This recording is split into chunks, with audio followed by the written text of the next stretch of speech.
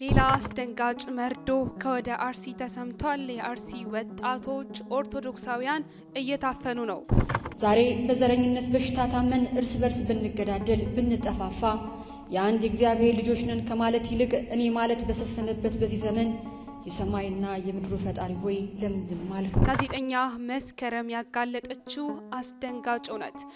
ሰላም ውድ ጊዜ ቲዩብ ቤተሰቦች እንደምትሰነበታችሁ፣ እንዴት ቆያችሁልን? ሰላም እግዚአብሔር ከእናንተ ጋር ይሁን። በዛሬው መረጃ ሰዓታችንም አዳዲስ መረጃዎችን ይዘንላችሁ ተመልሰን መጥተናል። እስከ መረጃችን ፍጻሜ ድረስ አብራችሁ ቆዩ።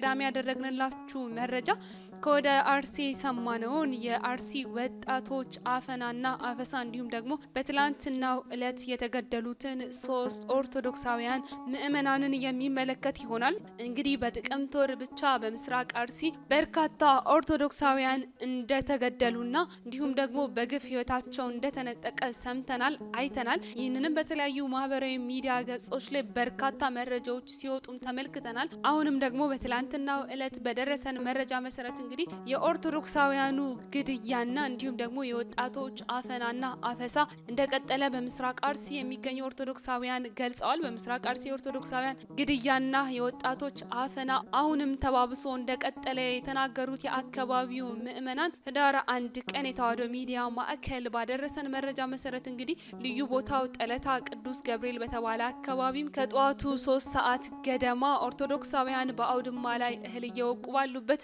በጥይት ተደብድበው በግፍ መገደላቸውን ከአካባቢ የደረሰን መረጃም ያመለክታል። ከተገደሉት ምዕመናን መካከል እንግዲህ ዲያቆን ኢዮብ እጅጉ፣ ጥላሁን ቦጌና ጻድቃኔ ሰራዊቱ የተባሉ ኦርቶዶክሳውያንም ይገኙበታል።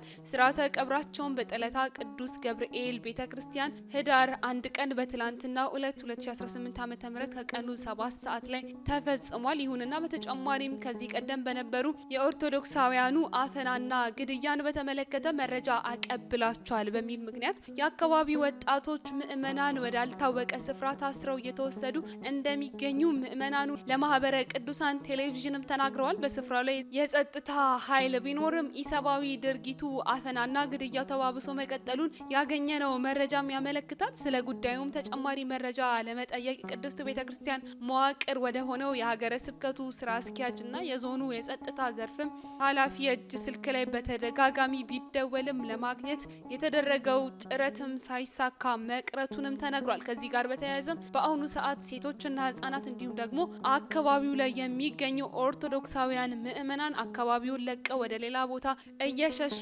እንደሆነም የደረሰን መረጃም ያመለክታል ሲል የማህበረ ቅዱሳን ብሮድካስት አገልግሎትም መረጃውን አድርሶናል። ከዚህም ባሻገር ደግሞ ሌላኛው መረጃችን ጋዜጠኛ መስከረም ያጋለጠችውን አስደንጋጭ እውነት የሚመለከት ይሆናል። እንግዲህ እንደሚታወቀው ጋዜጠኛ መስከረም ጌታቸው የቅድስት ቤተክርስቲያናችን አገልጋይ እንዲሁም ደግሞ ከዚህ ቀደም የማህበረ ቅዱሳን ብሮድካስት ላይ ስትሰራ እንደነበር ሁላችንም እናስታውሳለን። በትላንትናው ዕለት በአርሲ ዞን የተከሰተውን ይህንን የኦርቶዶክሳውያንን ግድያና ጭፍጨፋ ችግር እንዲያጣራ የተሰየመው የአጣሪ ኮሚቴ መጀመሪያ መረጃውንም ይፋ አድርጓል። አጣሪ ኮሚቴው ማጣራሁት ባለው መረጃ መሰረት ላይ እንግዲህ በርካቶች ድምጻቸውን እያሰሙና ይህ መረጃ እውነታውን የሸሸገና የደበቀ እንዲሁም ደግሞ የኦርቶዶክሳውያንን የግፍ ግድያ ያጣጣለ ነው የሚል ምላሽም ተሰጥቶበታል። የአጣሪ ኮሚቴው ሰብሳቢ የሆኑት መላከ ሰላም ዳዊት ያሬድም የመጀመሪያ ደረጃ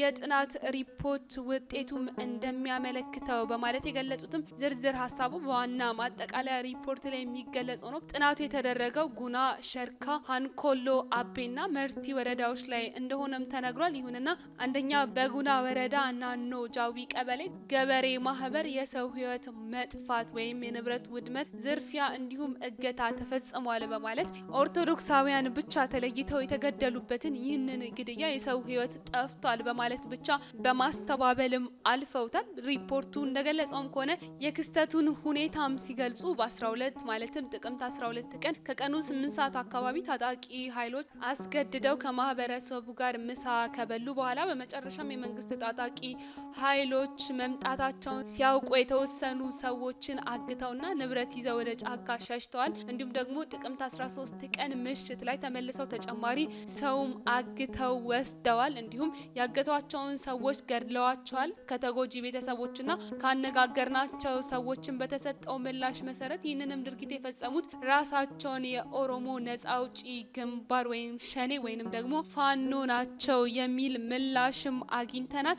አንዳንድ ግለሰቦች ደግሞ በሰጡት ምላሽ ማንነታቸው እንደማይታወቅ ነገር ግን በሌሊት የሚንቀሳቀሱ ምንም አይነት የሃይማኖት መገለጫ የሌላቸው ግለሰቦች ናቸው በማለትም የሃይማኖት ተቋማት ሪፖርቱ ይህንን እውነትም ሸሽጎታል። የተገደሉትም ሰዎች በታጣቂ ኃይሎች ምናልባትም ደግሞ በሚንቀሳቀሱ ግለሰቦች ነው በማለትም ይህንን የኦርቶዶክሳውያንን ግድያም አጣጥለውታል። እንዲህ ባለ ስላቅም የቀጠለው ይህ የሃይማኖት ተቋማት ጉባኤ ሪፖርትም አንዳንድ ግለሰቦች ደግሞ በሰጡት ምላሽም በሁለተኛ ደረጃ በሸርካ ወረዳ ጥቅምት 17 ቀን 2018 ዓ.ም የሰው ሕይወት ጠፍቷል፣ እገታ ተፈጽሟል። በወረዳው የተለያዩ ቀበሌዎችም የሚገኙ ዜጎች ላይ በተለያየ ጊዜ ዘር፣ እምነት እንዲሁም ደግሞ እድሜና ጾታ ሳይለዩ ግድያዎች ተፈጽመዋል በማለት በኦርቶዶክሳውያን ብቻ ተለይተው የተገደሉበትን ይህንን ግድያ ዘርና ቀለም እንዲሁም ደግሞ እድሜና ጾታ ሳይለይበት የተደረገ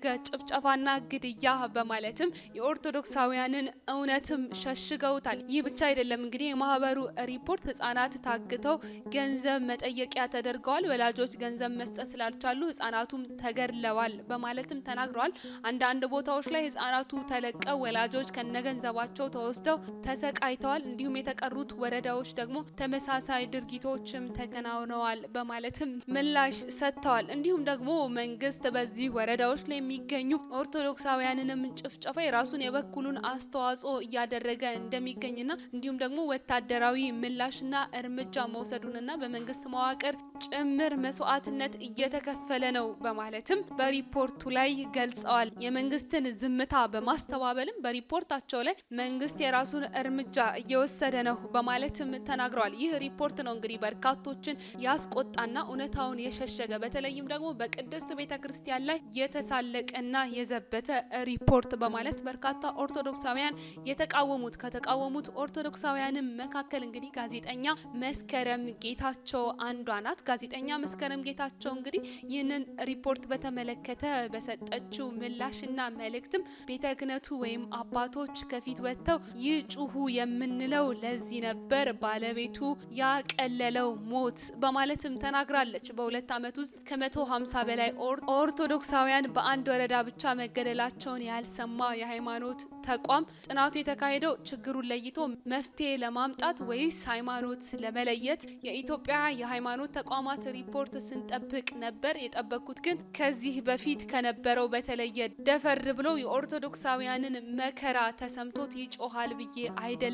የሃይማኖት አባቶችን የያዘ ተቋም እንደመሆኑ መጠን እውነት ይመራዋል፣ ፍትሐዊነት ይገለጥበታል ብለን የምንመኘው ቢሆንም ፖለቲካል ከረንትነስ የሚያስጨንቀው ተቋም እንደሆነም ይታወቃል። የጠበቅኩት የሰሞኑን የአርሲ ግድያ በተከታታይ ቀናት የሆነ የሩቅ ሳይሆን የዕለት ነበርና መረጃ ተሰወረብኝ ማለት አይችልም፣ ወይም እድሜ ለቴክኖሎጂ በምስል አስደግፎ መረጃ ይሰጠናል፣ ጥናቱን መሳሳትም አይችልም ከማለት አስቤ የተለየ ነገር ነበር የጠበቅኩት። ይሁንና እኛ የጥናቱ ቀን አጠረ። ለአመታት የደረሰን በደል ከሳምንት በታች ባለ እድሜ የችግሩ መነሻ መጠንና መፍትሄ እንዴት ያሳያል ስንል የመጀመሪያ ነው ተባለ።